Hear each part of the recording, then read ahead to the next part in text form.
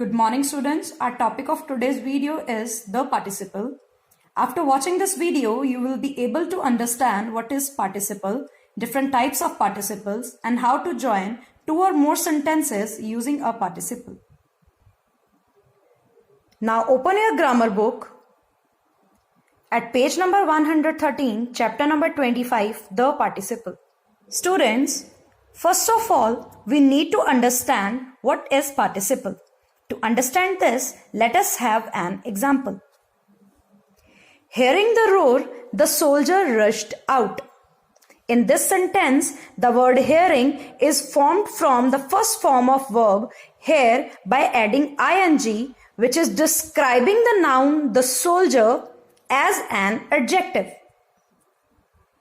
And according to the rule number 254, the word hearing is both like a verb and an adjective. Such a word is called a participle. A participle is so called because it is partly a verb and partly an adjective. Now, according to rule number 254 in your book, there are two types of participle. One is present participle and another is past participle. Let us first talk about present participle. We write present participle in V1 plus ing form. For example, singing, writing, speaking. Present participle is created by adding ing to the present form of verb, which becomes V1 plus ing and acts as an adjective. Let us have an example. I like the dancing doll. In this sentence, there are two verbs. First verb is like, which is the main verb, and second verb is dancing, which is the secondary verb, which is in the form of V1 plus ing. Here, the word doll is noun. The word dancing is describing the word noun, doll as an adjective, so it is called present participle. Now, let us discuss about the second kind of participle, that is past participle. Past participle is the past participle form of verb, which is also known as third form of verb. For example, terrified, laden, driven. Let us have an example to understand past participle. Terrified, the boys stood crowded together. In this sentence, the word terrified is past participle form of verb terrify and describing the noun the boys as an adjective.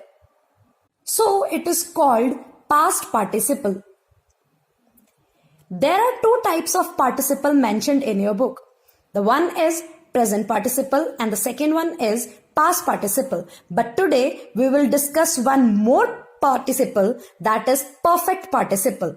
Perfect participle is having plus past participle form of verb, which is also known as third form of verb. For examples, having plus finished, having plus taken. Let us have an example to understand perfect participle. Having finished his work, he went out. In this sentence, we have used the word finished, which is past participle form of verb with having. So, having plus third form of verb makes it perfect participle. Look at your book at rule number 256. A participle can be used in three ways. The first one is as an attributive adjective. Let us have an example for it. A rolling stone gathers no moss.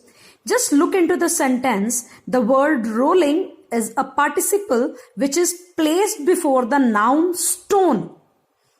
Whenever a participle is placed before a noun or a pronoun in a sentence, that participle is known as attributive adjective. Let us read some more examples. A burnt child dreads the fire. A lost opportunity never returns. We can also use participle as predicatively. Let us have an example for this. The boy came laughing.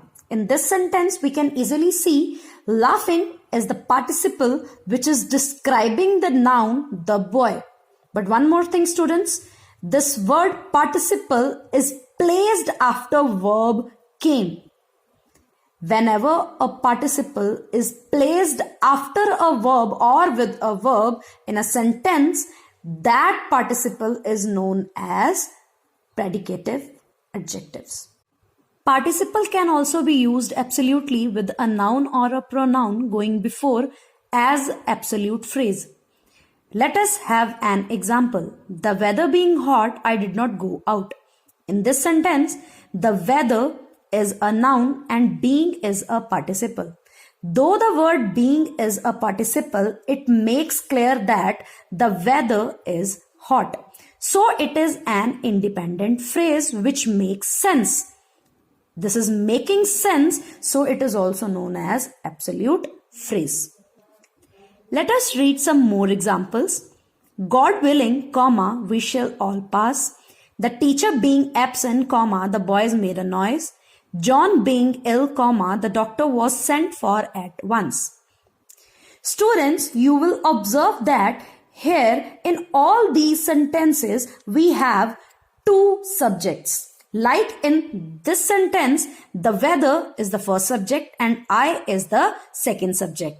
So, absolute phrases are used in the sentences where we have two subjects. Let us move on rule 257. In this rule, students, we are going to discuss some common errors in the use of participle. Let us have an example to understand this. Walking through the park, comma, the sun was very hot. According to this sentence, the action of walking is performed by the noun, the sun. Whereas, we want to say that some person is walking through the park. Like, I was walking, she was walking through the park, he was walking through the park. So, the right way of writing the same sentence is walking through the park, comma, I found the sun very hot. So, it is clear, students, that whenever a participle is used in a sentence, the noun or pronoun to which it refers must also be mentioned to clear its sense, as we have added I pronoun in the sentence to clear the action of walking done by a pronoun. But students, there are certain exceptions to this rule. Now see rule number 258. Considering all points, comma, he was quite right. Roughly speaking, there were 40% present there. Assuming that she is guilty, comma, what is the punishment? These are some construction of the sentences which appears faulty participles, but these are accepted by English grammar. Now we will move to the next rule 259. In this rule, students, I will teach you how to join two sentences using participle. Let us have an example. The hunter took careful aim, full stop. He shot the lion, full stop. In first sentence, the hunter is the subject. In the second sentence, he is the subject. In the first sentence, the action word is took, and in the second sentence, action word is shot. Both the actions have been performed by the hunter only. When subject of both the sentences are same, we always start our sentence with a participle. So we will change took in present participle, that is take plus ing form of verb. So taking careful aim, comma, the hunter shot the lion.